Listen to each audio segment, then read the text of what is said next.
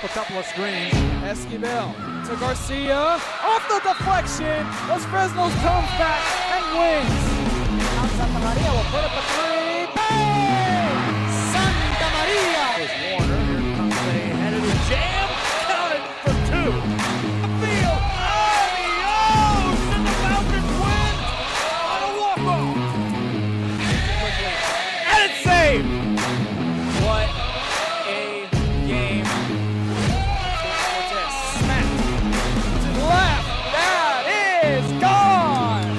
Perez, that's my play. Off the backboard, counting, and a win! And a win! Brian Perez wins the game for the Santa Rosa Warriors, and they go nuts, and why not?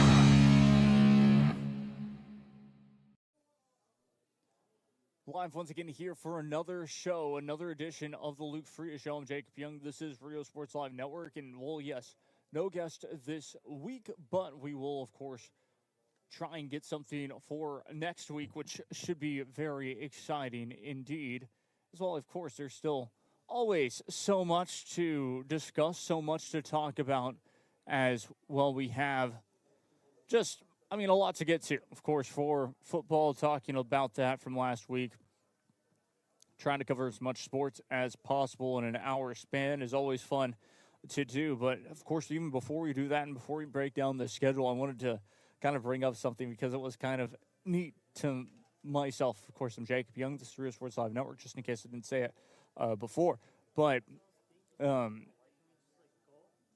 which this is always just a cool and a fun thing.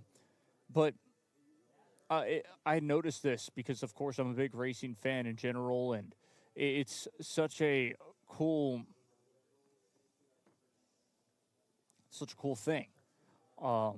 It's kind of pre-race rituals for drivers, pre-game rituals, stuff like that. And it works perfectly in sports. And I always have been a bit fascinated with that, which is kind of cool. And one of the biggest things was,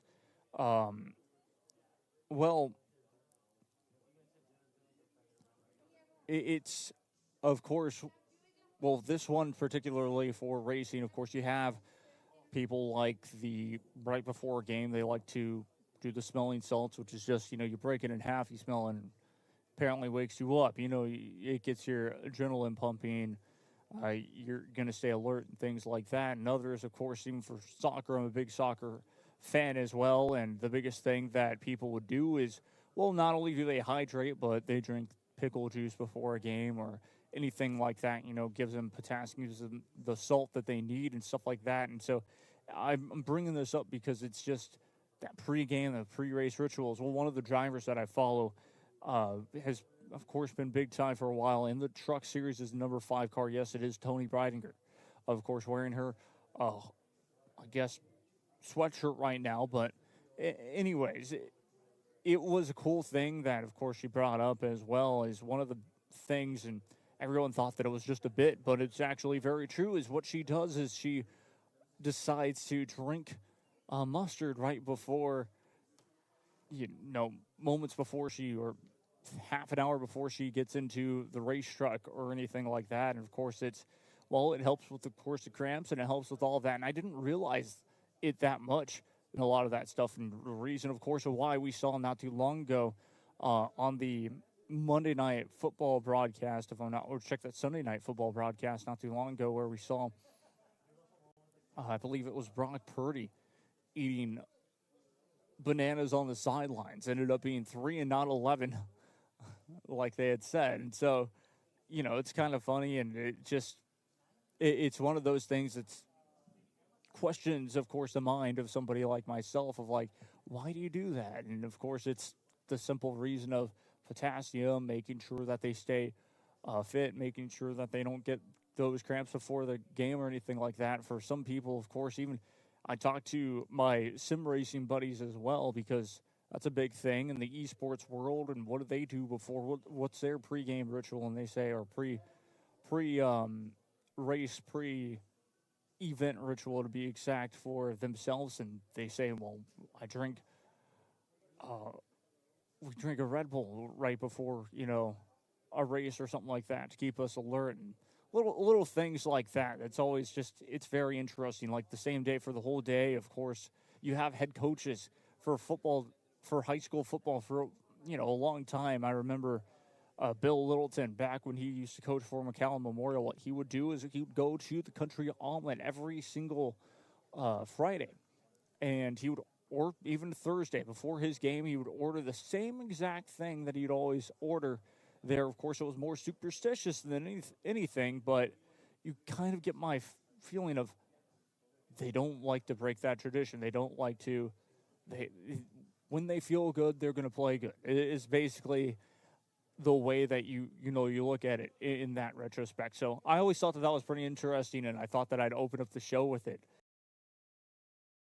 Last night, are there any official district champions just yet? I would say not technically yet, just in case, of course, because we had one where Sherryland Pioneer last night, they beat none other than Sherryland High School. It was a rivalry, and so that was a big thing. Sherryland Pioneer, they get the job done in a 3-0 sweep. Here's where things got a little bit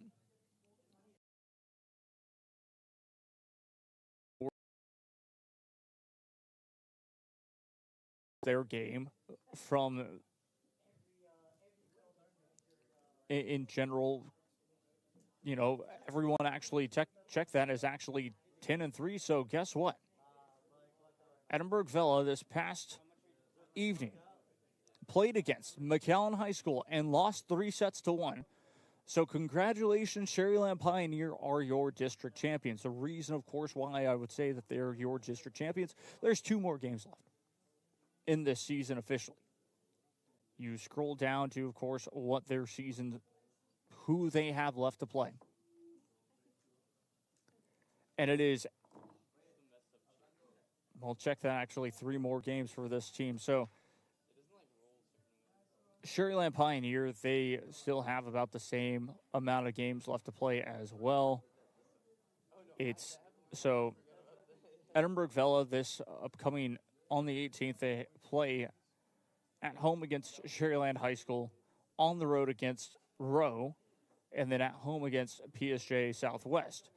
That was a loss that, at least for myself, I didn't expect. So check that they do have 3 more games left. And I thought that they only had 2. But I do recall, of course, some teams, as Pioneer, are 13-1. Pioneer officially, for their schedule, I'm just trying to make sure, for their schedule, we scroll all the way down, they do have 2 more games left, so they have a bye week in between. So they've already played their games with 13-1 and just have versus Rowe and PSJ Southwest. So as for sure, it's pretty interesting in itself. So kind of going back and forth. I want to say we will have it all confirmed by Saturday.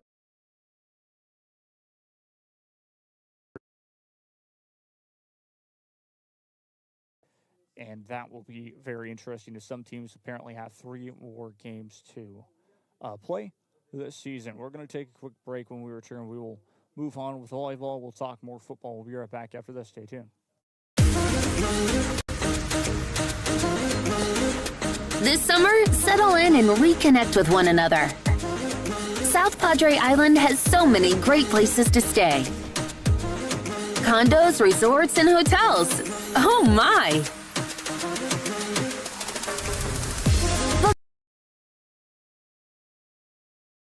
SoPadre.com.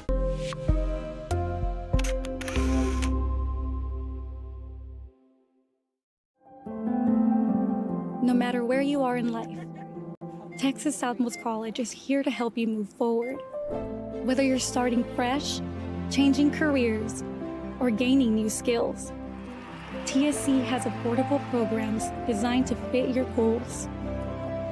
It's time to take the next step. Think big. Think bright. Think TSC.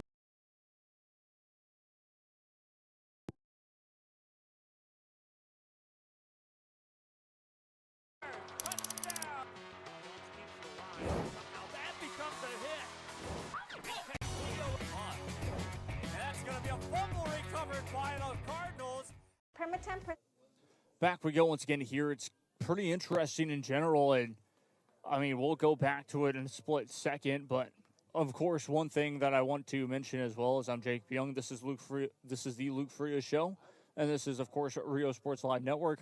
Another thing to, of course, bring up is none other than, well, one of these big things is that we do actually have a district champion, and that is, of course, none other than Mission Veterans Memorial High School. They are, of course, in the 35A district in volleyball, Region 4 to be exact. And that's a big thing. Of course, then you look at District 29. That's who they will face in the first round, is a by-district round, of course, for those four teams in that 35A. Face 31, check that, face 29 5A. District 31 5A face District 32 5A. And that's the same with, of course, 6A. And so why I bring that up and all of that is because, well, it's going to be very interesting. Mission Veterans Memorial, once again, with another prominent, impressive season in their own respective play, only having, I believe, one loss to their name in general, which is pretty crazy when you look at it. But then you also look at the teams, and it's going to be interesting for playoffs. Can this team show up when it also matters most against teams that have been, well, really defeating each other back and forth and have a little bit more losses to their schedule, but aren't necessarily as bad as they may look in that fourth seed spot when they have to play against each other, especially on that Corpus Christi side, because, well, Coastal Bend side, it's never easy and it's never simple in the slightest. Of course, you're talking Flower Bluff in that district with Corpus Christi Moody, Corpus Christi Miller. Either way, point is Corpus Christi King as well in that side of the district for the 5A and all of that fun stuff. When playoffs come here, it's going to be very difficult for that side. You always expect, we possibly will see none other than Sherryland play against,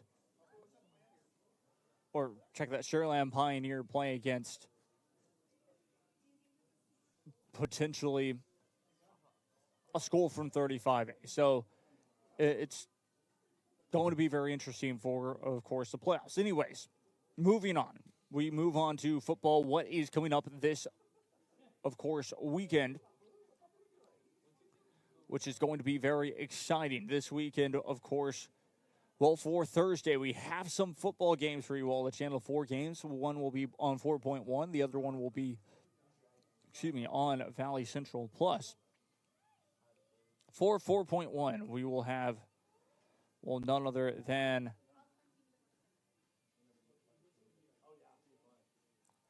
Lopez taking on Mercedes High School. That one will be on none other than, that one will be at Brownsville Veterans Memorial Stadium and will be broadcast time at 6:30 p.m.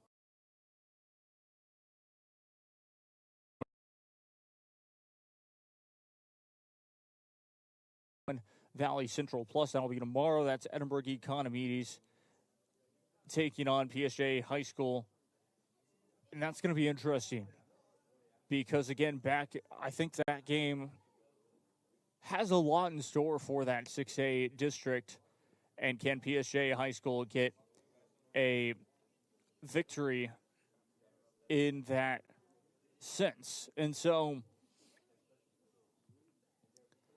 it will be just interesting in general for that game. There's not necessarily much to really talk about besides, for a lot of games for PSJ High School, they barely lost. Of course, they almost got shut out against their rivals. They didn't score a touchdown that game against PSJ North, though.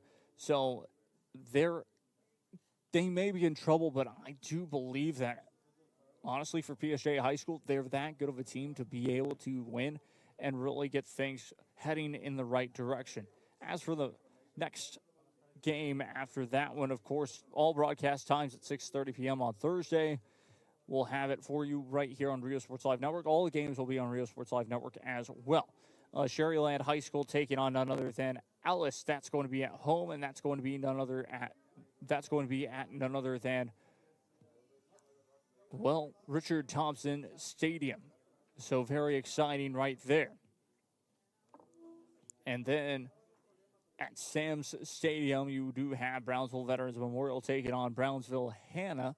That one will be a good crowd there at Sam's Stadium. I don't necessarily know how well of a game it's going to be in general, just because of both teams and the way that they've been playing against each other have been interesting. Brownsville Veterans Memorial, of course, with that heartbreaking loss over at Harlingen a week ago at Bogus Stadium, to be exact. And then this, of course, week looking to bounce back in that game.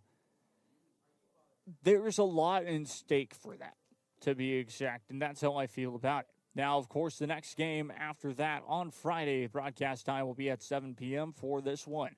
And this, of course, on RSL Network as well as on Valley Central Plus will be none other than McAllen High School taking on Palmview High School. That's going to be very interesting indeed because, well, the way that Palmview High School started off their season this year was something that was a little out of the ordinary for themselves, but you could see this coming from a long ways away. And what I mean by that is all of a sudden every year you started to see that there was momentum building at Palmview High School for them to be good at football or for them to give these teams a challenge. And that's, of course, the Mackay Bulldogs, of course, the Nicky Rowe Warriors to the McAllen Memorial Mustangs and even Edinburgh Vela, because all those teams were technically beatable, and you could definitely see that. And so this is a big game. The Mackay Bulldogs, of course, lose against none other than their rivals of McAllen Memorial by 2 touchdowns, as it was 28-21 with about around 45 seconds left to play, as the McAllen Memorial Mustangs were trying to go into victory formation, and the Mackay Bulldogs wouldn't let them, so they scored the touchdown and sealed the deal that way, making it 35-21 your final score. And so it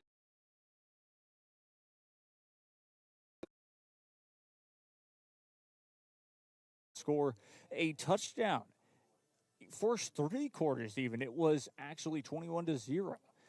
Your score. And so the McAllen Memorial Mustangs were up by that much, and it, of course, was a struggle for the Mackay Bulldogs. They unfortunately they're unfortunately wanting to get back into the winning column after that unfortunate loss. So they're fortunately wanting to get back into the winning column with that unfortunate loss, and that's going to be a big game. That starts, of course, your broadcast time at 7 p.m. Then we go over, of course, at 6:30 p.m. for the rest of the broadcast times, except for one of them that's at Marine Military Academy, but we'll get to that one here in a second.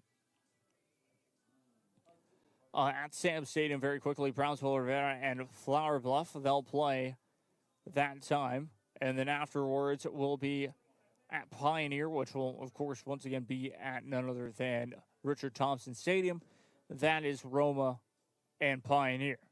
Then Mission and Rio Grande City this Friday. Broadcast time at 6:30. Again, that's at Tom Landry. And then the last one that will be a live game, but also pre-recorded to Channel 4, will be none other than Edinburgh Vela and McAllen Rowe. And that's at Edinburgh Vela. That's at, of course, I believe, at Florida Stadium in Edinburgh High School, or in Edinburgh. And why that's such a big game in general is because it's great. It's a really good game in general, and I'm looking forward to it. So very exciting. As again, that broadcast time will be at 7 p.m., and that's a big one because both of those two schools, they're undefeated in district play. The only team that, of course, we are not covering from that district in a way that would be a big game is because McAllen Memorial High School, I believe they play Thursday and are at none other than Palmview, if not Friday, and that's where they will be at. And so it's a big game for a lot of these teams. McAllen Memorial expected to, of course, win their game against Waters Lincoln High School and to take care of business there, as all teams have been able to do that this season. And so, of course, it'll bring in for that following week for it to be a massive game against Edinburgh Vela. If McAllen Memorial can beat Edinburgh Vela, and, of course, McAllen Memorial can win their game this week, and Edinburgh Vela can win against Nicky Rowe, that's a big game. And or if the Nicky Rowe Warriors win, all of a sudden, the next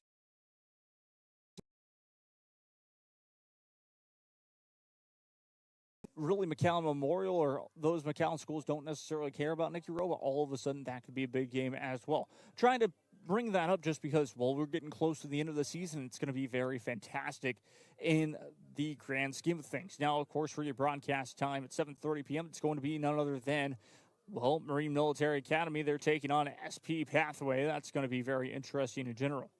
And then as well, we'll have some soccer for you all at 2 and 4:30 p.m. We have TSC. They're facing Angelina College. Both the men's and women's teams will take the field at 2 and 4:30 p.m.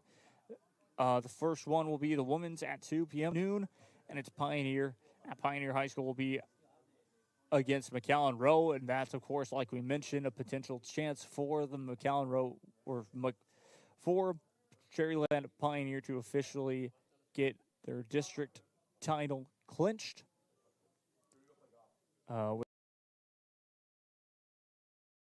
At Brownsville, that's to be exact, taking on the Los Fresnos Lady Falcons volleyball team. That should be a great matchup for you all. And then at Mercedes, you have the Mercedes Tigers taking on Brownsville Rivera. Also will be a bit of a big game in general, all at 12 noon. So those are your games coming up here for the time, of course, being. And it's, of course, like I mentioned, a very interesting slate of games from volleyball to football because of just how exciting it has been.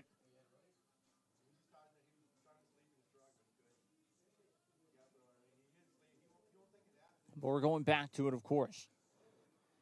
For these slate of games tomorrow, the Brownsville Veterans Memorial and Lopez game. Check that at Brownsville Veterans Memorial, the Lopez and Mercedes Tigers game. This is an interesting one. For the Mercedes Tigers, they've been able to take care of business. Now, for the Lopez Lobos, I started to see a little bit of life from them last week at home, where at Sam Stadium, they were able to get the victory. This team didn't look as bad as people had anticipated, and of course, even talking to the crew that were there to cover the game for BISD, they also said that same thing and said they've been looking better this year than they had in the past for the start of the season. And getting a victory in district play right off the bat, going 1-0 in district, is a massive result for a team like that. Again, for Brownsville Lopez, you're going to look at just in general been playing. But the time that I've gotten to cover the Mercedes Tigers football team, they didn't look as great as they should or they could. And of course, yes, we can definitely say that was the first game of the season. But let's break down, of course, from the rushing to the passing to all of this for the yards.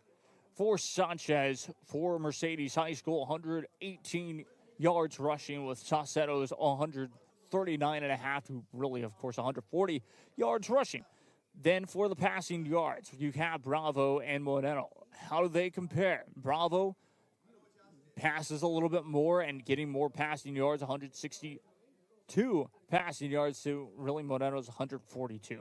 So it's a 20-yard difference. Both seem like they have offenses that can go both ways. And that's pretty interesting in general. Then you look at, of course, the rushing yards for the team comparison with 263.2 rushing yards for the Mercedes Tigers versus the 174 rushing yards for Brownsville Lopez. And you could definitely tell that right off the bat that there was more rushing yards in general for none other than, well, the Tigers, and of course just a more balanced offense from the Lopez Lobos, and that was, of course, last Thursday.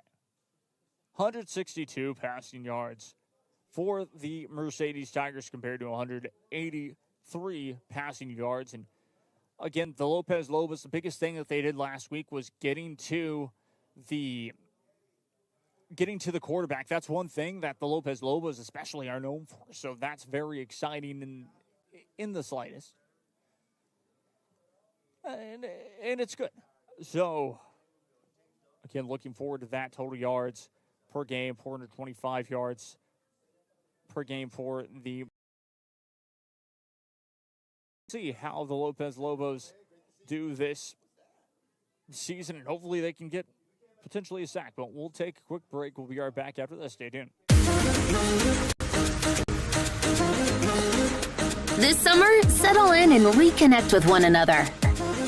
South Padre Island has so many great places to stay. Condos, resorts, and hotels. Oh my!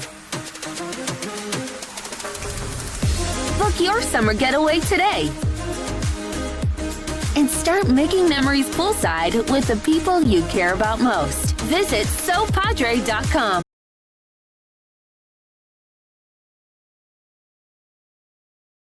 No matter where you are in life, Texas Southmost College is here to help you move forward.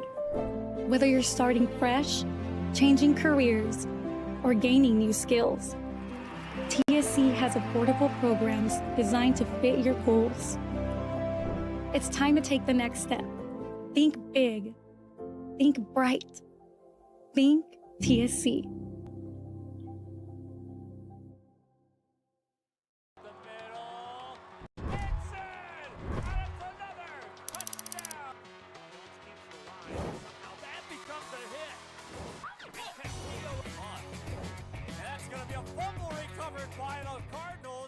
Permatemp Personnel Services has been servicing local businesses for the past 29 years. Leave the hiring to us. Let us become your personal hiring guru. We have a network of skilled employees to fit your needs. Your success is our strategy. Don't hesitate, call us now.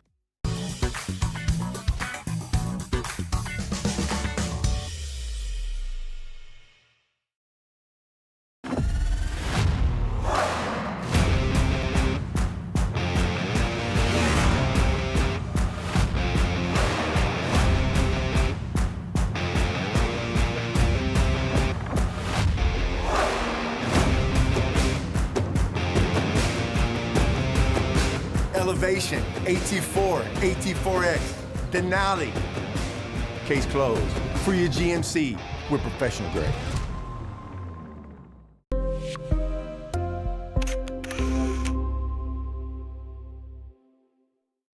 At Tortilleria Ibañez, flavor starts fresh every day. Crispy flautas, homemade tamales, and our signature chicken salad, all made for you. Tortilleria Ibañez, tradition on every plate.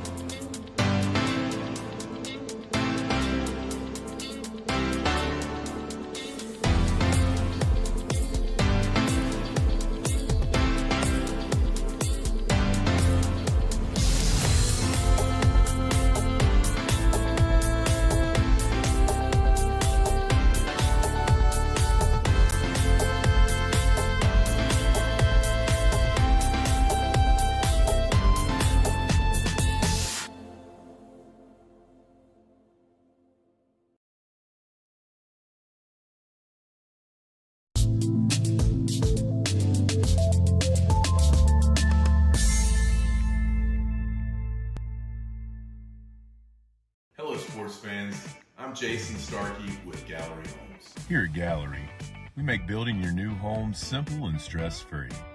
From sales to selections, we handle every step so you can enjoy the journey to your new home. This is Gallery, where your dreams become reality.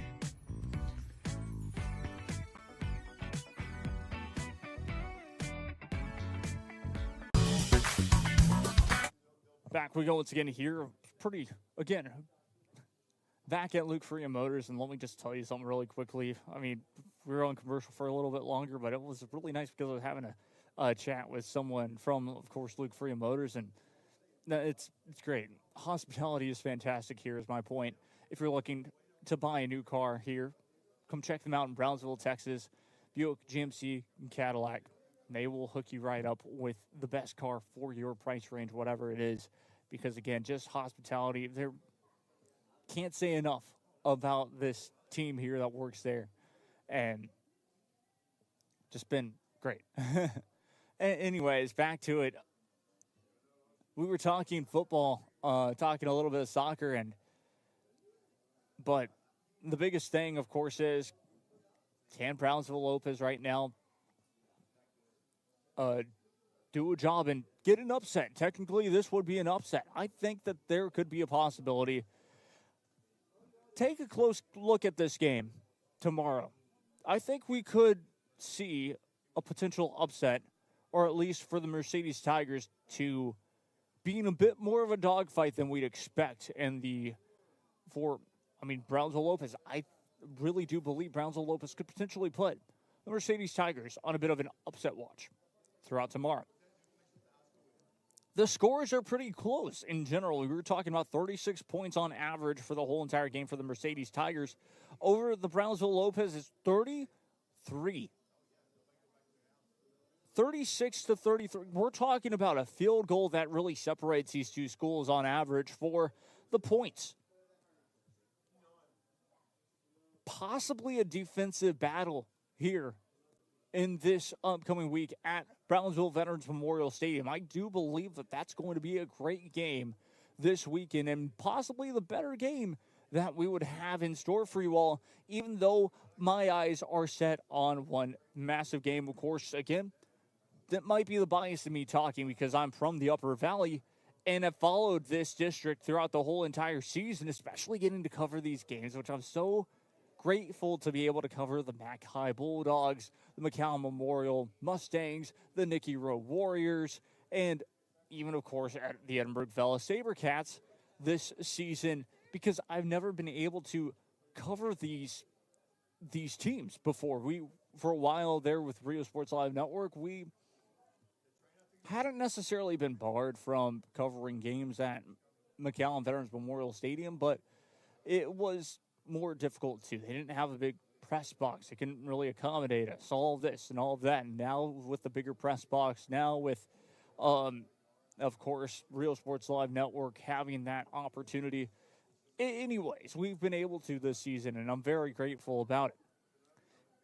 From Mark May to everyone at McAllen ISD for allowing us to cover these games has been a blessing in disguise. But the biggest one on Friday in my eyes, like I said, this is at Edinburgh, at Richard Flores, is Vela against McAllen Rowe. That's a massive game in my eyes, to where Edinburgh Vela, I haven't necessarily seen them score a whole lot of points, but I've seen how much of a defensive-minded football game this could potentially be.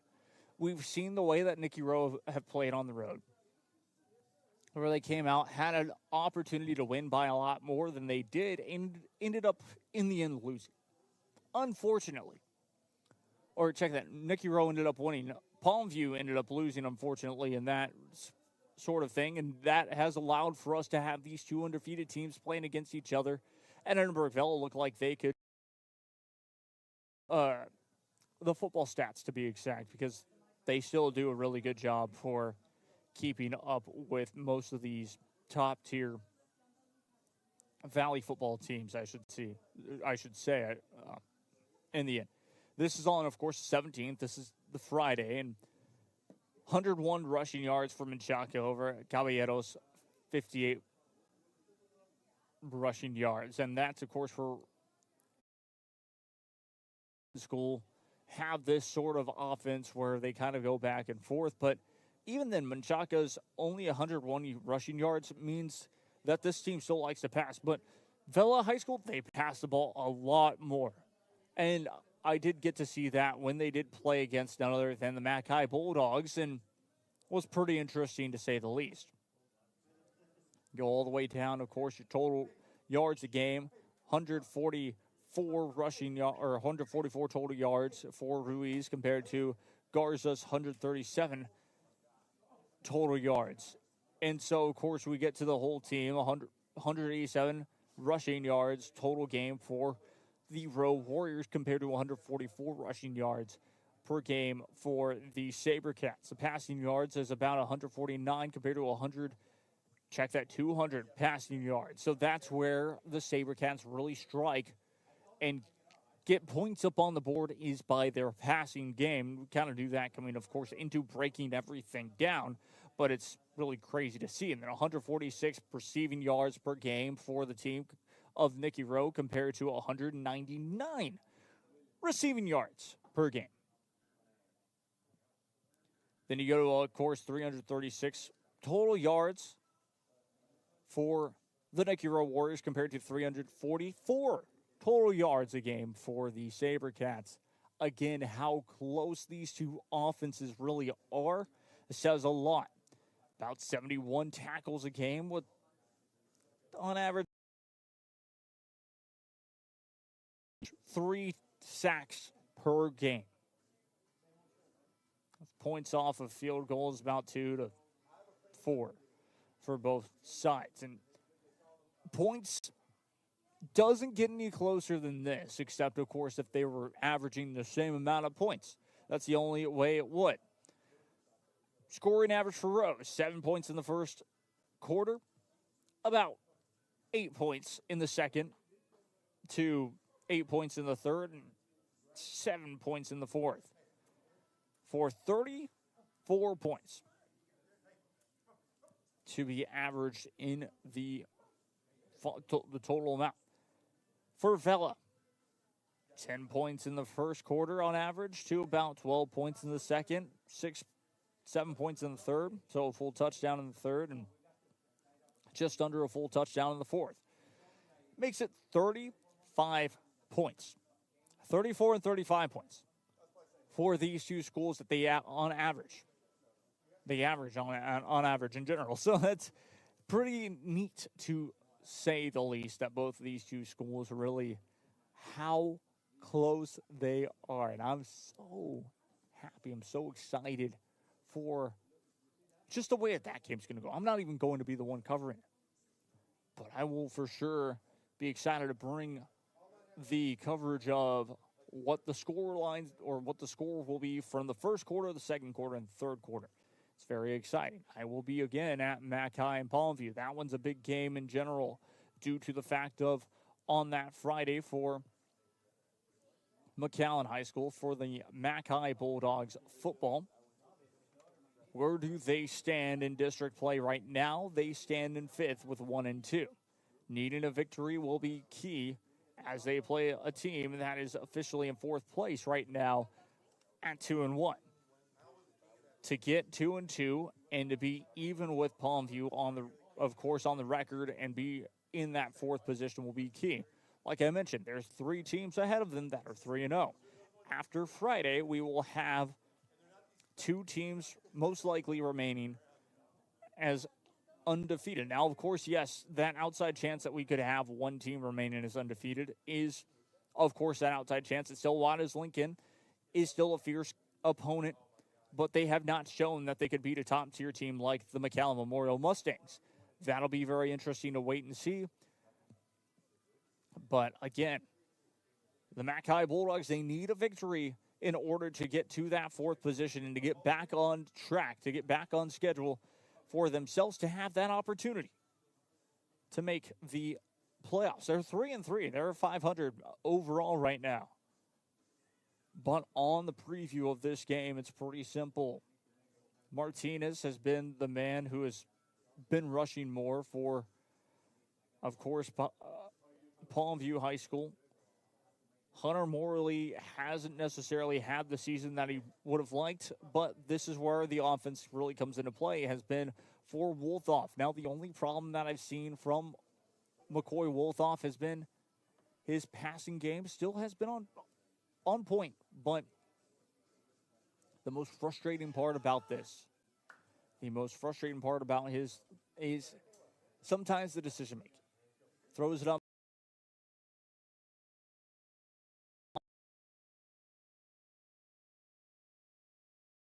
Threw it up for grabs, and was intercepted at the start of the second half on a very important drive that could have turned the tide of the whole entire game against their rivals.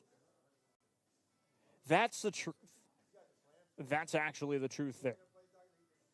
But who knows? Because we go back on and it just continues down the line. We'll give you exactly what I really like more is the team comparison. 142 yards, rushing yards per game compared to 123. 124, check that. That's, of course, Palmview with 124 and the Mackay Bulldogs with 142. And then Pioneer, check that, for the Palmview Lobos. They don't necessarily pass the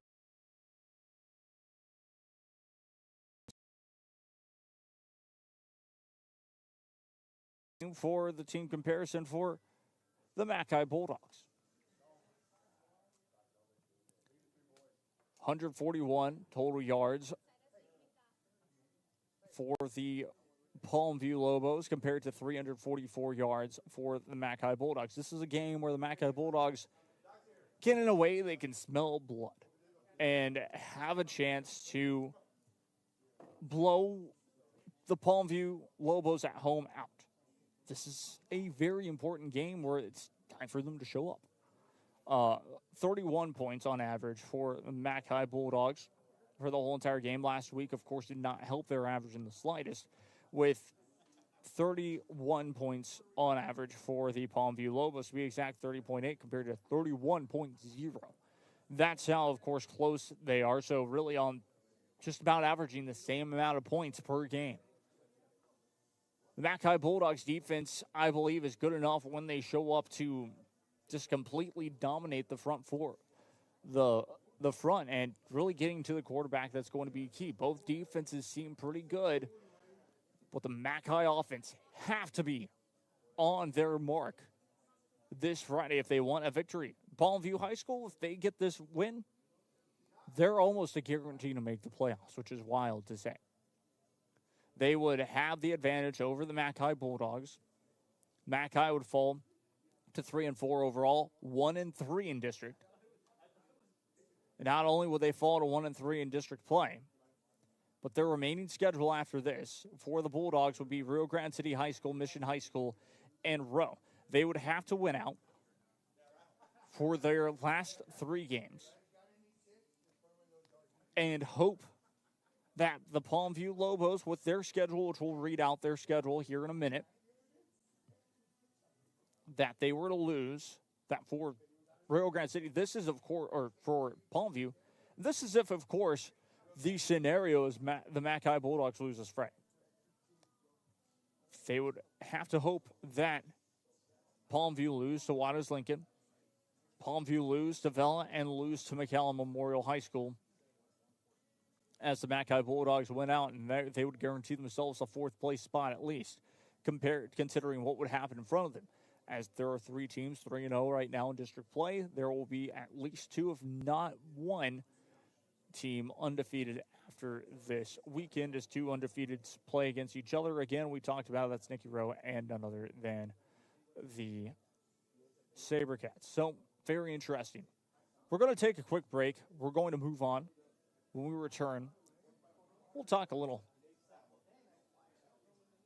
racing. So we'll be right back after this. Stay tuned. This summer, settle in and reconnect with one another. South Padre Island has so many great places to stay. Condos. This summer, settle in and reconnect with one another. South Padre Island has so many great places to stay. Condos, resorts, and hotels. Oh my! Book your summer getaway today.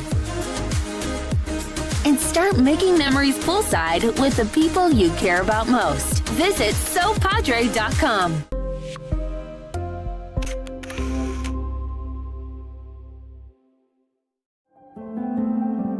No matter where you are in life, Texas Southmost College is here to help you move forward.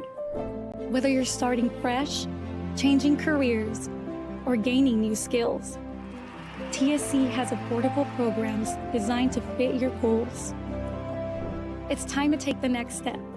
Think big. Think bright. Think TSC.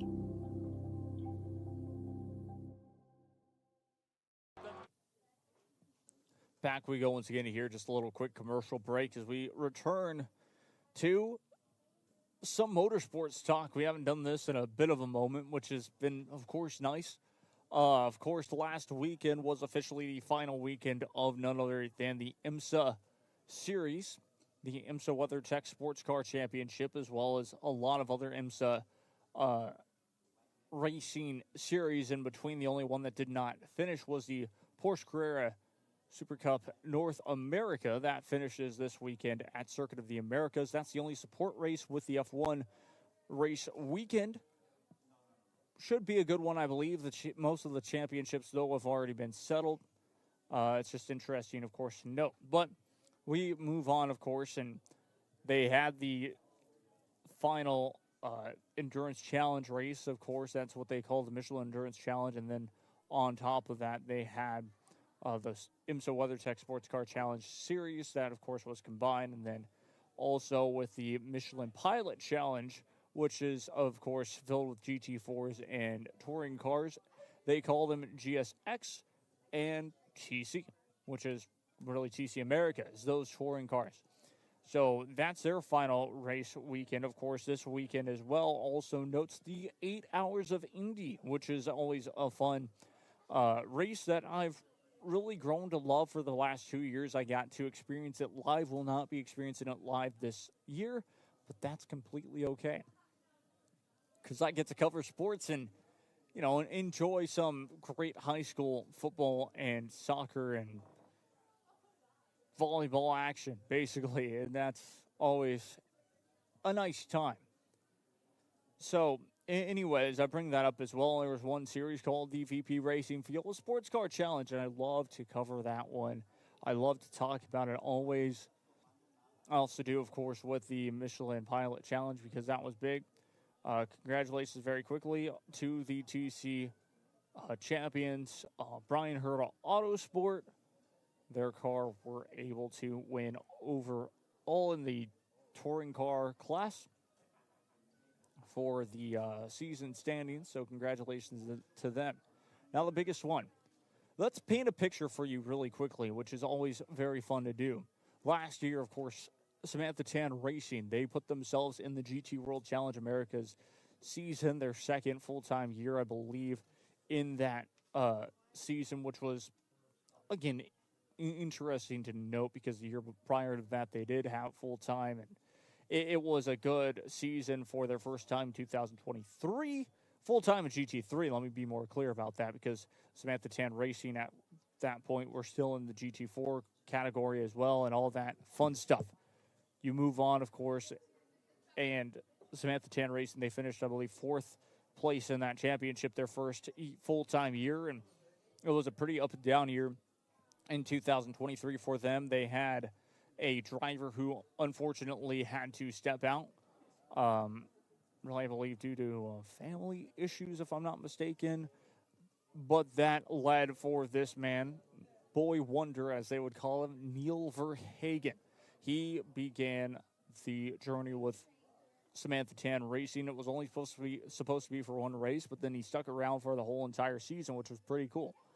And that was, of course, their first year. Then you move on to that second year after, of course, the Indy 8 Hours, and it's full-time with Neil Verhagen and, of course, Samantha Tan. Those were the two drivers in that season. They go up in the first year, or in the first race, I should say, and finish on the podium. I think possibly one win, if I'm not mistaken. Either way, it was back and forth, and they go to COTA and sweep the weekend. A massive, massive result for themselves in that season. You go down the line, they were on the podium, except for, I believe, Barber Motorsport Park was the only one where they finished off the podium. That may have been the difference, and indeed was, because going into the Indy 8 Hours, all ST Racing had to do was finish 5th in their Pro-Am category. And they were not able to. Fortunately, out of the team's control, out of the driver's control, in the Indy 8 hours, a part fails. Ended up being the fuel pump, or as they say, a 75-cent piece. A 75-cent part, to be exact, in the BMW M4 GT3 fails. And unfortunately, they lose to Turner Motorsports by a single point. Heartbreaking for everybody involved, including myself, including, of course, the driver, Samantha Tan, who, of course, built this team with her dad and wanted to do this and didn't even know if they'd continue racing in the next year, which was this year. Well, they put everything forward. The Samantha Tan Racing do, and a new change comes into play for one of the series called IMSA VP Racing Fuels Sports Car Challenge. The year prior to that, they only had GT4s and LMP3s, and that was pretty interesting. And with that, Samantha Tan Racing decided, all right, we'll go with that. It's only 45-minute races per weekend, 2 45-minute races per weekend to be exact, with all of them being with IMSA except for one round at Circuit of the Americas, and that would be with NASCAR. And NASCAR did something pretty interesting where they only brought their Xfinity Series programs and their Cup Series program, so it allowed for the VP Racing Fuel Sports Car Challenge to sneak their way in with that weekend. And it was the shorter version, the shorter layout of Circuit of the Americas, and it was a different short layout as it was the NASCAR West. NASCAR kind of reconfigured that track for their own sake, and it worked out beautifully. That racing was great, even for the Sports Car Racing Challenge. And Samantha Tan Racing, once again, at Circuit of the Americas, they sweep the podium in first position. An absolutely fantastic result for Samantha Tan Racing. You move back on with that. And that was, of course, their second round. The first round, I believe Samantha Tan only went onto the podium for both, but won 1 out of 2. And for the most part for that season, did exactly what she needed to do, which was get on the podium for each race, win one, and most likely just finish second in another. And that allowed for the championship to be secured basically in that final race weekend. And it was everything that needed to be done. It made me smile so much because that was how much work. And her motto, of course, is always, the team's motto is keep pushing. And that was a fantastic way to end it. Gets the championship. I'm so proud of that team, the way that they pushed through that adversity. Even this year was her biggest year in my eyes for racing, the team's biggest year in my eyes for racing, from Samantha Tan getting to race in the 24 hours of Le Mans, the 24 hours of the Nürburgring, did not get to race in the 24 hours of Spa, but in the end, finishing second place on the podium in her first ever, in the team's first ever 24 hours of the Nürburgring. It was in the Mini, so it was with a different team, but she got to race that, and it's something that she had been fighting for to do for a long time. She'd gotten her license for that and practiced for it, and all of a sudden here she was doing that. Le Mans, getting to be in that series in Road to Le Mans, I believe is what it was called, with WRT, and got to do both of those races and did a pretty solid job for their class. And I mean, there was nothing really else to say on that besides she just was checking off boxes and being successful too, getting that name out there. It was fantastic, phenomenal. I loved it.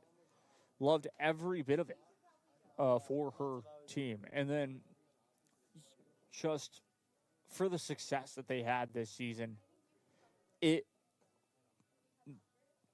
wouldn't say needed to happen, but we all wanted it to. We all wanted this team to have success. And for Samantha Tan Racing to finally have that, to win the championship, her first ever debut start of the season, the team's first ever debut start of the season in IMSA, and they get their first ever championship. Will she be back in the same championship? I don't think so. I really don't believe that she will be in the same. I don't believe that they'll be in the same championship. But that's just me looking to the future and saying they'll push for trying to make it into the main one. But I don't know, because, again, you have to sign teams in, or not sign teams in, but just there's a lot of loose ends that will probably be tied this offseason, and that will be very fun. Looking forward to it all. Really just happy for it. Happy for this team. And look for us to try and, of course, get Samantha Chan Racing, their team, and all of that onto this show. Not live, well, live via most likely Zoom. Because, I mean, talking to her about this season would be awesome and great content. And just, I mean, her story is great. Once again, I mean, that's been a great season for this team, and I'm very happy for them. There's not much else to say. As for, of course, the way that this season went it was interesting. Very difficult season for Cadillac Racing in the GTP series, or in the GTP category this year. Unfortunately for them, it was all Porsche and Acura winning some. Cadillac really did struggle in the top series. Corvette Racing, on the other hand, they were able to get the job done some this year, but it was a lot of struggle from General Motors is what I'm trying to say, unfortunately, for that top category in the GTP series. But next year, of course, they'll run again at Daytona. From the Roar before the 24, teams will figure out what the BOP needs to be, and then they'll go into it at the 24 Hours of Daytona. And that will be a fun one. Hopefully, of course, I will be there. And that will be pretty epic in general. Very exciting once again. But, yeah, hopefully you all enjoyed this this show today. I know, a little different, as we had 2 straight weeks of guests on this show. We'll try to get another guest on this upcoming week, and it should be a great one. But I've been Jacob Young. This has been a Rio Sports Alive presentation. We will see you all very soon here, once again, right back here a week from now. But this has been